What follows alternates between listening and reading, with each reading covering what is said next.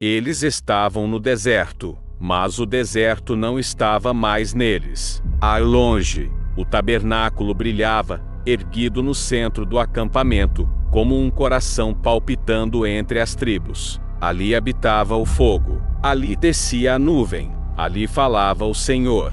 Mas nem todos tremiam diante da presença, porque o tempo desgasta a reverência, e a proximidade, para alguns, é ocasião de orgulho. Corá, filho de Cão-ente, da tribo de Levi, conhecia os sagrados corredores. Era dos que carregavam os objetos santos. Vinha de linhagem próxima. Tocava o sagrado com luvas de obediência. Mas seu coração já havia se inflamado. Ele não caminhava sozinho. Com ele, Datã e Abirão, da tribo de Ruben, filhos da primogenitura esquecida, herdeiros da frustração. E com eles, 250 homens, príncipes, nobres, homens de nome entre o povo. Eles vieram, não com espadas, mas com palavras afiadas. A rebelião não nasceu nas tendas da ignorância, mas nos corredores da liderança. Basta, disseram eles a Moisés e Arão. Toda a congregação é santa, todos são povo de Deus. Por que, então, vos elevais sobre a Assembleia do Senhor? O veneno era sutil, parecia justiça, mas era sede de trono. Porque a inveja veste-se de zelo, e o orgulho se mascara de reforma. Corá não queria apenas servir, queria o incenso, queria o altar, queria o que Deus não lhe deu. Moisés caiu sobre o rosto, não para si, mas por eles. Porque ele sabia o que era tocar a santidade sem permissão. Sabia o que era provocar o Deus que habita entre os querubins. Na manhã seguinte, haveria resposta. Não de Moisés, não de Arão, mas do próprio Senhor. Porque quando os homens tentam tomar o lugar de Deus, o Deus que cala, se levanta.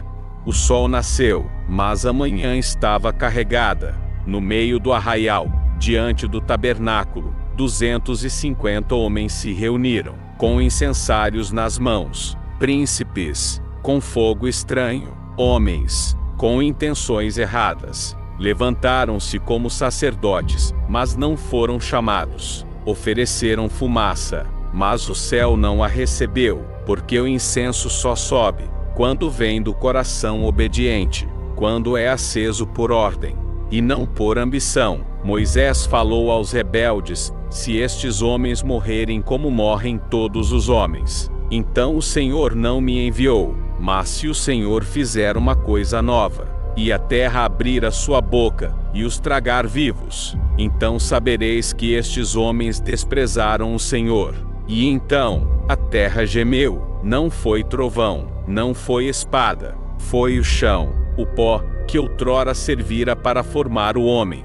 Agora se abria para tragá-lo. Um abismo rasgou-se sob os pés de Corá, Datã e Abirão, e eles, com suas famílias, tendas, servos e tudo o que possuíam, foram engolidos vivos. Não restou nada, nem grito, nem eco, nem sepultura. A terra os engoliu, e depois se fechou, porque Deus não apenas julga, Ele apaga, mas o juízo não terminou. No mesmo instante, um fogo desceu do céu, e consumiu os 250 homens que ofereciam incenso. Eles buscavam o altar, mas o altar os queimou. Homens de renome, reduzidos a cinza, e o Senhor ordenou que se juntassem os incensários de bronze, não para desprezo, mas para memória.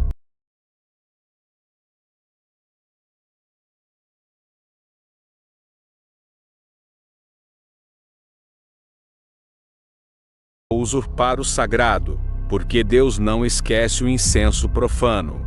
No dia seguinte, quando o cheiro de cinzas ainda pairava sobre o arraial, quando a poeira mal havia assentado, o povo se levantou, e murmuraram contra Moisés, murmuraram contra Arão, mas acima de tudo, murmuraram contra Deus. Vocês mataram o povo do Senhor, disseram. Eles viram a terra se abrir, viram o fogo do céu, mas ainda assim, se colocaram como juízes do juiz. Eles não temeram. E então, a nuvem desceu, a glória do Senhor apareceu, mais uma vez, mas não como consolo, não como abrigo. Era o peso da presença, com juízo nas mãos. O Senhor falou a Moisés: apartai-vos do meio desta congregação, e eu os consumirei num momento. Mas Moisés e Arão caíram sobre os rostos, intercessores diante da ira, homens quebrados, sustentando um povo rebelde. E então, Moisés ordenou: Arão, toma o incensário, corre ao meio da congregação, faz expiação por eles, porque a ira já saiu do Senhor, e a praga já começou. E Arão correu, o sacerdote idoso, com mãos trêmulas, atravessou a multidão em pânico. Ele, que quase fora morto por rebeldes, agora se tornava ponte para a misericórdia. E ali, entre os vivos e os mortos, ele se colocou, e a praga cessou, mas não antes de levar 14.700 almas. Naquele dia, o povo aprendeu que a rebelião não começa com espada, mas com murmúrio, que o sagrado não pode ser tocado com mãos impuras. É aquele que se coloca entre a terra rachada e o fogo que cai, que Deus ainda julga, e que o sacerdote. O juízo que caiu sobre Corá não foi desproporcional, não foi impensado, não foi um Deus ferido pela vaidade de homens. Foi resposta santa à ousadia profana, porque Corá não apenas se levantou contra Moisés, ele se ergueu contra a ordem de Deus, contra o modo como o Altíssimo estrutura sua casa, contra o próprio altar. Sua revolta não era apenas contra o homem escolhido, era contra o princípio da escolha divina, era contra a autoridade do santo. Ele queria o altar, mas não queria o fardo do chamado, queria o incenso, mas não queria o fogo que o precede, queria o centro do culto, sem passar pelo quebrantamento. E isso é o que muitos ainda não compreendem. O juízo que caiu sobre Corá foi o tipo mais perigoso. O juízo que vem de dentro da congregação. Foi dentro do arraial que o pecado germinou. Foi entre os levitas, entre os nobres, entre os homens de renome, que o orgulho levantou seu estandarte.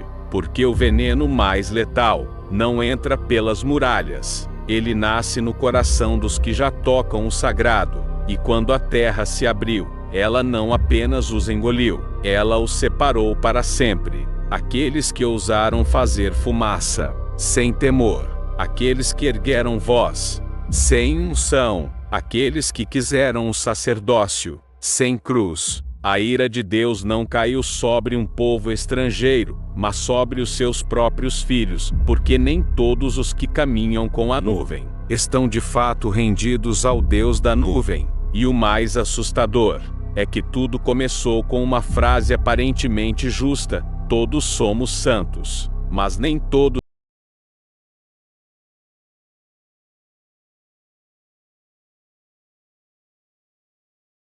travestido de pureza, do desejo de poder, escondido em palavras piedosas. Por isso, o Espírito ainda alerta: o altar não é lugar de ambição, é lugar de morte. Deus não divide sua glória. Deus não compartilha o trono. Deus não muda o que Ele mesmo estabeleceu. E quando alguém tenta tocar o sagrado com mãos sujas, Ele responde: talvez não com um abismo hoje, talvez não com fogo visível, mas com silêncio, com ausência, com queda, com ministérios mortos, mesmo com púlpitos cheios, com fogo apagado, mesmo com incensários nas mãos. Porque há uma morte pior que a física, é ser engolido espiritualmente, é viver fora da presença, pensando ainda estar no centro dela. Corá morreu quando se afastou da obediência. O abismo só confirmou o que já havia começado. E nós? Quantas vezes tocamos o que é santo com pressa? Quantas vezes falamos do altar como se fosse um degrau, sem saber o preço que eles pagam por estar lá? Quantas vezes desejamos o lugar de outros?